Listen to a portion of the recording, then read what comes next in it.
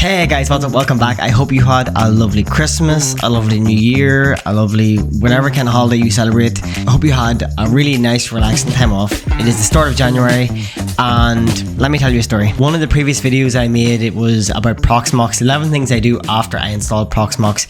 I actually built Proxmox on an old PC that I had. That was the PC I used for gaming. Now that leaves me with the problem where I don't have a PC that I can use gaming on anymore, so that's something I need to fix. So over Christmas I was doing some research, I was pricing some machines, and there's two things that I noticed. Number one, the price of RAM. Holy smokes, what the hell is going on with the world? It is absolutely insane. AI data centers are just taking over and it's pushing the price of RAM through the roof. Number two is the actual price of Windows. A lot of the machines that I was looking at had they would come pre-installed with Windows Home or Windows Professional, and it's like 150 quid, and that's a huge chunk of money that you could use toward better hardware in your machine. Now my gut feeling is that a lot of people are sort of forced to pay this because they don't really know much about Linux, or they don't have a Linux distro that they can actually use, and that sort of leads me on to where we're going today with this video. I want to show you a distro of Linux that looks identical to Windows 11. If you're so used to using Windows and you want something that looks exactly like it, that's completely free, this is what you should use.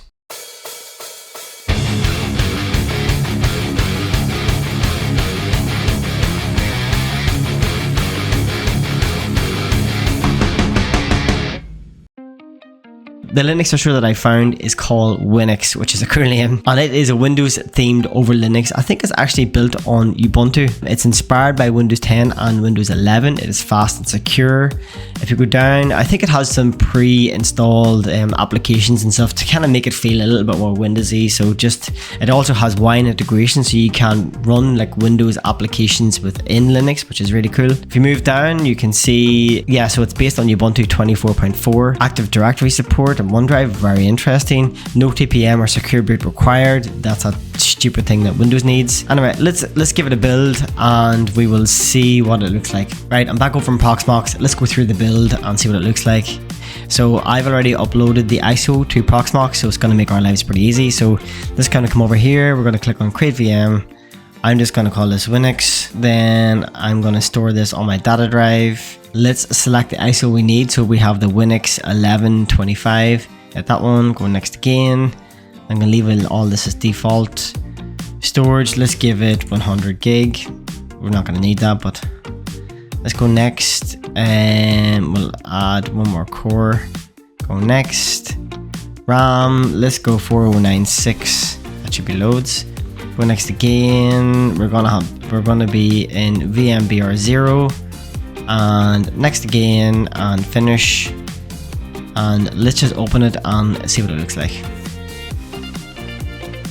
Winix with Copilot, very nice. Oh wow. This is identical to Windows. This is way better than I thought it was going to be. Oh my god. Oh, so this is just we haven't installed it yet. This is just running a live version of this off the ISO. We will go through the install, but look what it looks like. This is identical to Windows. This is way better than I thought it was going to be, and to be totally honest. Let's go into settings and see what it looks like. Oh wow, this is unreal. Right, I'm gonna close this and I'm gonna go through the install because I want to actually get the full thing installed. That way we can sort of see all the applications and have a play around. So let's run through the install.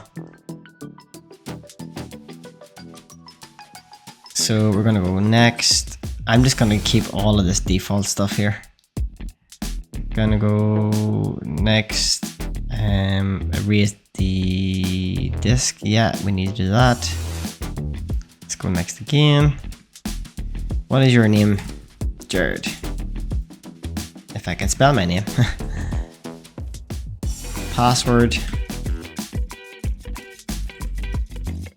Click on next again. Leave all this as default. Install. Install now. As you can see, the install process is actually really simple. It's already way easier to install than Windows. This is usually where you get an error message to say TPM not enabled.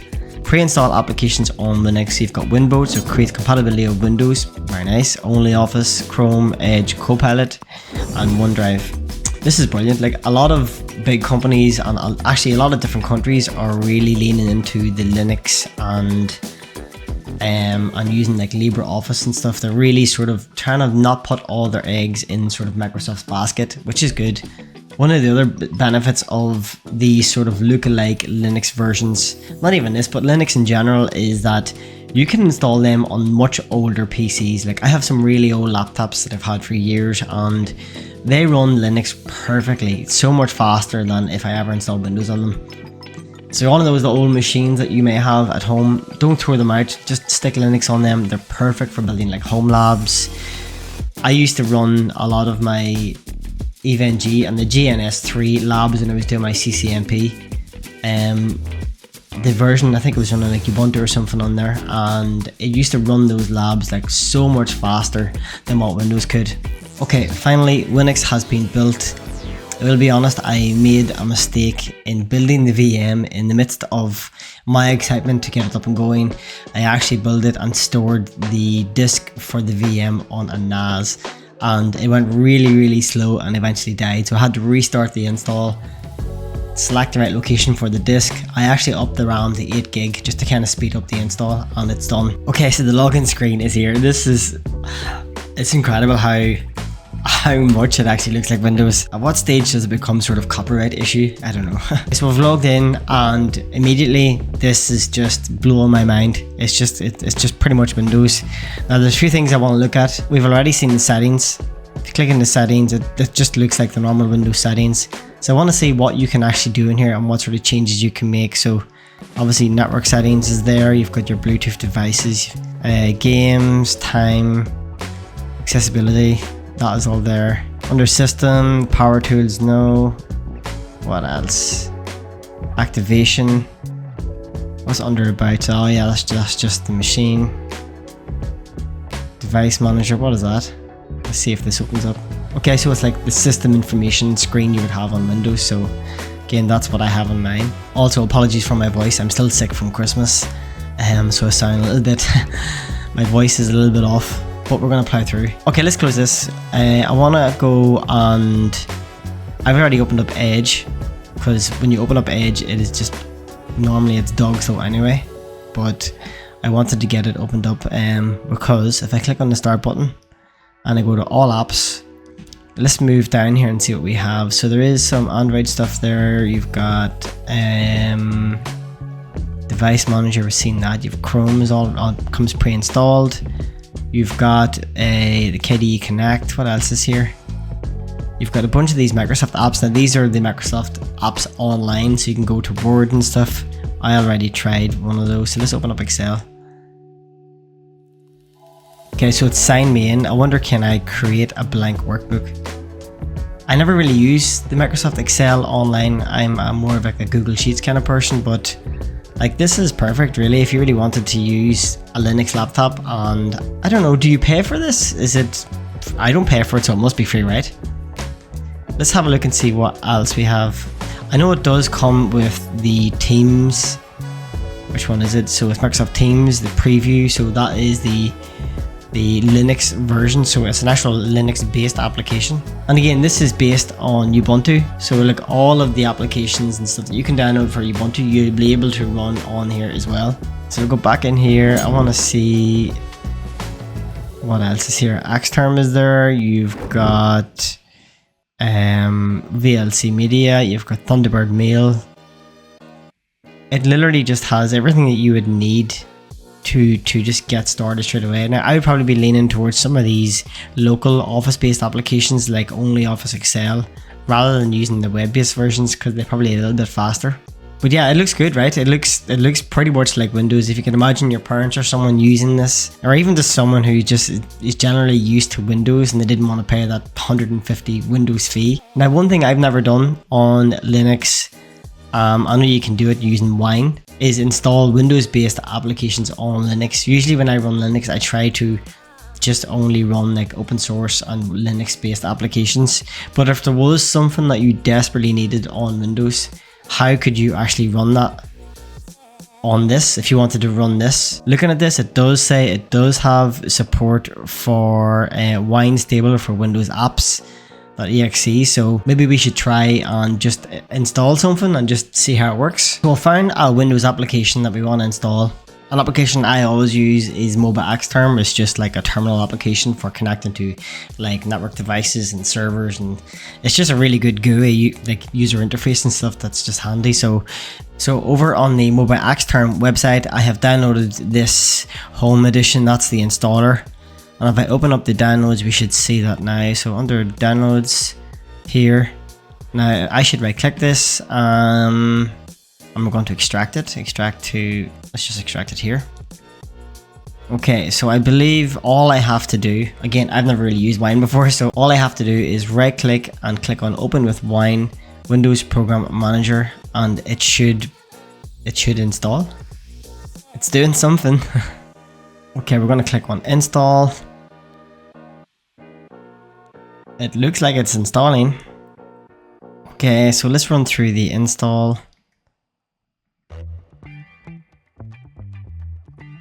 Install, okay.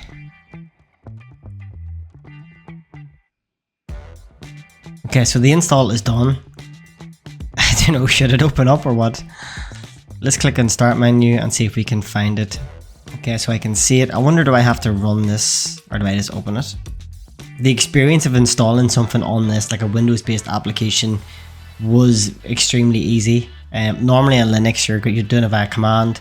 You are downloading the package and you're modifying permissions and stuff as well. That was incredibly simple. Again, this is a Windows based application that I'm just using on this sort of fake Windows machine. So, you know, if you did want to move from Windows to Linux, you have the option there to run Windows applications. Now, I don't know if I would I don't know if I'd be installing large applications and using them this way. Again, I've never really used Wine, so it could be perfect. But this is brilliant. The attention of detail that they went to making this look more like Windows is unbelievable. Even silly things like down in the right hand corner when you click this little option here, this little button that just clears your screen and you go back to the desktop. They've included that. I'm definitely pretty impressed with what they've done with this whole user interface. It's been brilliant. So there you have it. That is Winix, which is Ubuntu with a Windows face. I did do a bit of research on this and check Reddit, and some people were saying they're pretty happy with it, and others wanted sort of other versions of Winix. Right now it's only available to look like Windows 11. Some people were asking for Windows 10 and stuff because, I don't know, maybe people just like the older versions of Windows. But let me know what you think. If you use Linux, what distro do you use? Do you use something that looks like Windows, or do you use something that's completely different? I would definitely say though, if you want to give this a test, just download the ISO. Again, it's free, you don't have to pay that Windows fee, so you can download this and run this as a VM and give it a test and see what you think. Anyway, that's it. Hope you enjoyed the video. Again, happy new year. I hope 2026 is a good one. This year I want to try and smash out as many videos as I possibly can. I'm hoping to do at least one a week, like a minimum one a week, maybe even two some weeks. I have loads of ideas. I have videos planned like for the next 6 months. I'm hoping to do some collaborations as well. I'm going to get my mate Gary on here. If you haven't seen him, by the way, he has his own YouTube channel called the Intel Lab. He knows all about OSINT and cybersecurity. Tons and tons of experience. Has taught me more stuff than I already know. Check him out, by the way. Anyway, that's it. Thank you very much for watching. Hope you liked the video. Remember to like and subscribe for more good stuff, and I will see you again.